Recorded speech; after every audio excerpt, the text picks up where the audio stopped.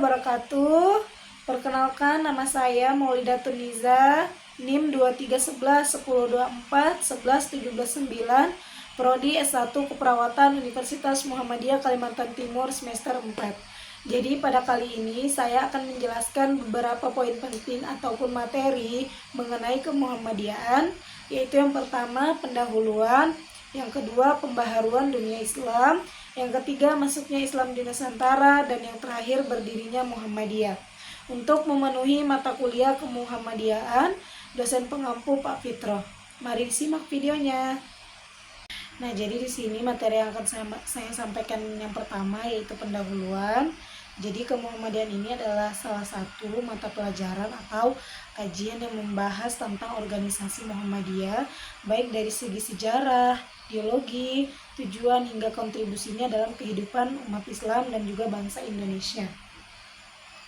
Jadi kajian ini sangat penting untuk menanamkan pemahaman yang benar mengenai prinsip-prinsip dasar perjuangan Muhammadiyah yang didasarkan pada ajaran Islam murni, sebagaimana yang termasuk dalam Al-Quran dan juga As-Sunnah Nabi Muhammad SAW.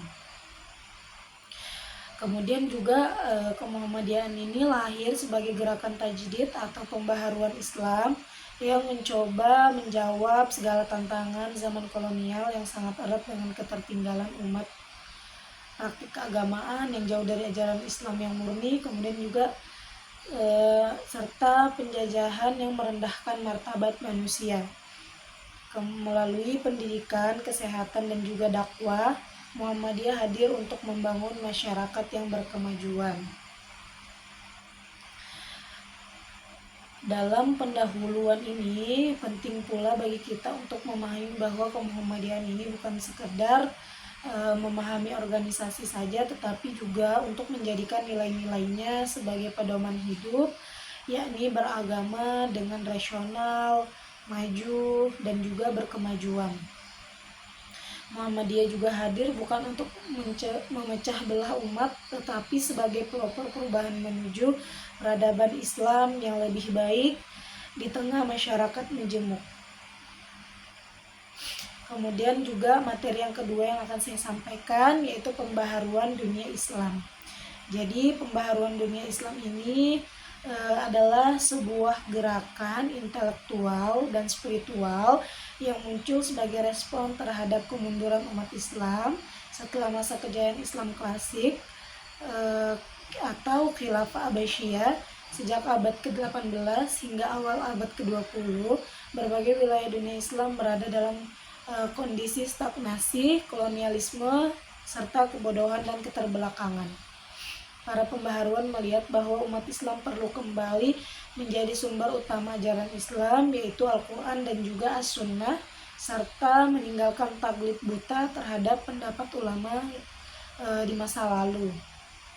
Kemudian juga tokoh-tokoh besar dalam gerakan ini, di antara lain yang pertama itu ada Muhammad Ibnu Abdul Wahhab, berasal dari Arab Saudi, mengusung purifikasi akidah dan kembali ke tauhid yang murni.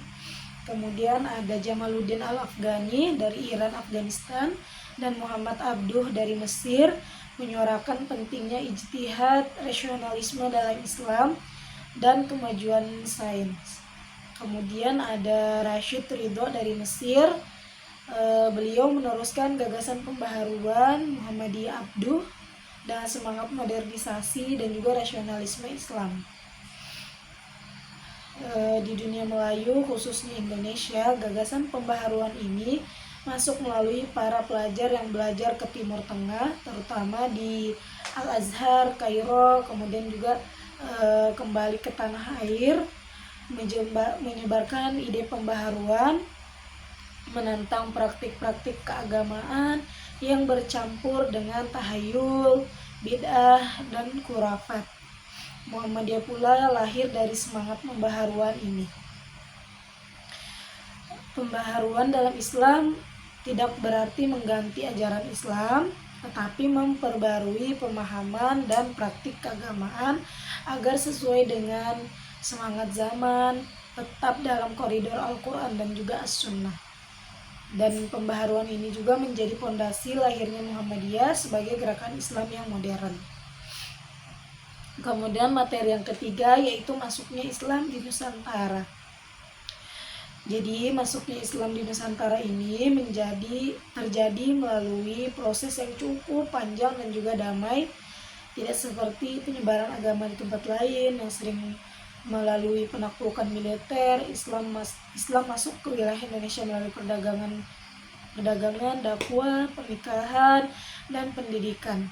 Jadi Islam mulai dikenal di Nusantara itu sejak abad ke-7 seiring dengan aktifnya jalur perdagangan internasional yang menghubungkan Timur Tengah, India, Tiongkok, dan juga Asia Tenggara. Beberapa teori tentang masuknya Islam ke Nusantara itu, yang pertama adanya teori Gujarat. Jadi teori ini menyatakan bahwa Islam dibawa oleh pedagang dari India, tepatnya itu di Gujarat, karena adanya bukti nisan-nisan kuno di Sumatera, Jawa, dan yang bergaya India. Kemudian teori Arab ini berasal dari Mekah, menyatakan bahwa Islam datang langsung dari Timur Tengah melalui para pedagang dan ulama yang berdagang dan berdakwah. Kemudian teori Persia ini, Islam dibawa oleh para sufi dan ulama Persia yang bermazhab Syiah. Kemudian ada teori Tiongkok, menyebutkan adanya pengaruh Muslim Tionghoa dalam penyebaran Islam seperti Laksamana Cheng Ho. Kemudian proses Islamisasi dilakukan oleh para ulama dan juga wali yang dikenal sebagai Wali Songo atau Wali Sembilan di Jawa. Mereka menggunakan pendekatan budaya seperti seni, wayang, dan juga tradisi lokal untuk menyampaikan ajaran Islam secara damai dan juga bertahap. Jadi Islam ini juga menjadi kekuatan sosial dan politik di Nusantara dengan berdirinya kerajaan-kerajaan Islam seperti Samudra Pasai, Demak, Aceh, Banten, dan Mataram. Islam juga berkembang saat itu sangat kental dengan nilai tasawuf dan tradisi lokalnya.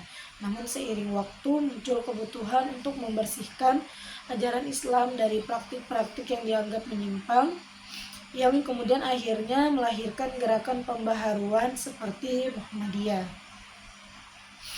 Nah, materi yang terakhir yang saya akan sampaikan adalah berdirinya Muhammadiyah. Jadi Muhammadiyah ini didirikan oleh Ki Haji Ahmad Dahlan pada 18 November 1922 Masehi di Yogyakarta. Organisasi ini lahir dari kepemimpinan Ahmad Dahlan terhadap kondisi umat Islam yang terbelakang, terjajah, dan juga penuh dengan praktik keagamaan yang tidak sesuai dengan Al-Quran dan juga As-Sunnah. Jadi Ahmad Dahlan ini adalah seorang ulama yang berpikiran maju.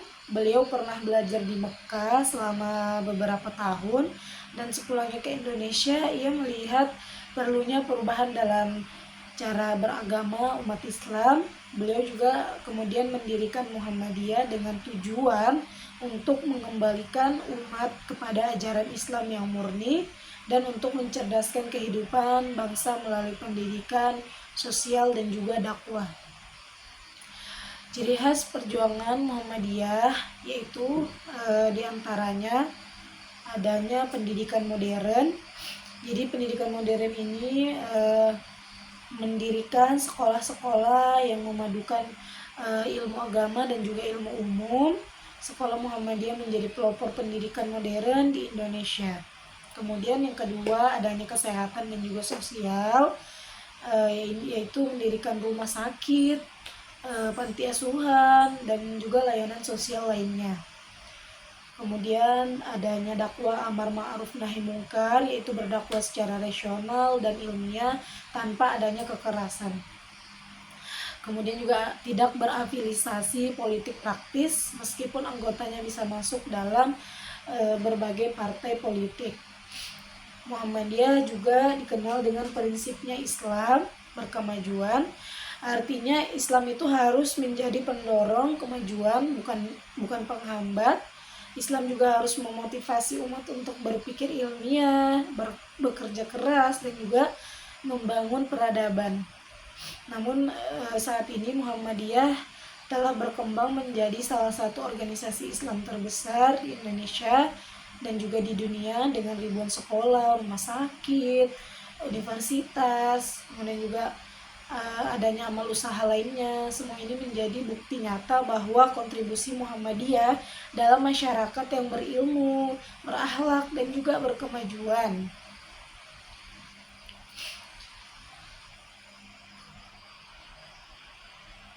Jadi dari materi yang saya sampaikan tadi dapat saya simpulkan bahwa kemuhammadiyan ini adalah gerakan Islam pembaharuan yang lahir sebagai respon terhadap kondisi umat Islam yang tertinggal dan penuh praktik keagamaan yang menyimpang. Berawal dari masuknya Islam ke Nusantara secara damai dan berkembangnya semangat pembaharuan dunia Islam, Ki Haji Ahmad Dahlan mendirikan Muhammadiyah pada tahun 1912, tepatnya di Yogyakarta, yang bertujuan untuk mengembalikan umat kepada ajaran Islam yang murni serta membangun masyarakat melalui pendidikan, dakwah, dan juga kegiatan sosial. Hingga kini Muhammadiyah terus berperan aktif dalam menciptakan masyarakat Islam yang berilmu, berakhlak, dan juga berkemajuan. Sekian video dari saya mengenai materi kemuhammadiyaan. Kurang lebihnya mohon maaf. Assalamualaikum warahmatullahi wabarakatuh.